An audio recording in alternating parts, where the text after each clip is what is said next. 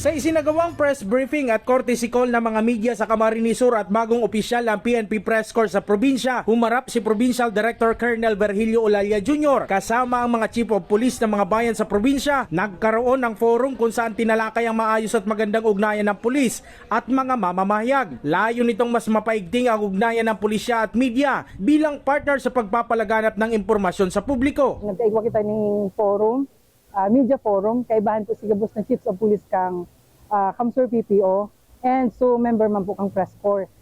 Sa kuya po, advantage po inita, baguhan po nga niya akong spokesperson kang Kamsur PPO, so nakabiros ko po sa mga ibang members kang media. Iniutos ni PD Olalia sa mga Chief of Police ang patungkol sa pagkukuha ng mga datos ng mga mamamahayag sa PNP at ang responsableng pamamahayag na may kaugnayan sa Data Privacy Act. Iba po ng mga directive man po si Provincial Director na siya mismo ang nagsabi sa tuwing mga Chiefs of Police regarding sa mga i-delegate na public information officers ng kada istasyon.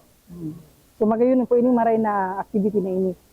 Nagkaigwagiraray ning connection baga po sa may mga nadangog kita na complaint kang ibang pag-iribata na may mga day na i-interview, day na abutan sa opisina kung bako po sinda dito sa province nag-interview. So igwa na po sabi ni PD from 5 to 8 araw kayan pwedeng CPIO kang istasyon pwede na pong ma-interview kung kumayo po si COP. Saro sa mga nabanggit itong di ba po may accreditation ang media practitioners sa Tuya, itong mga members ng KBP. And saro sa mga nabanggit itong mga media na personal na nagbablog.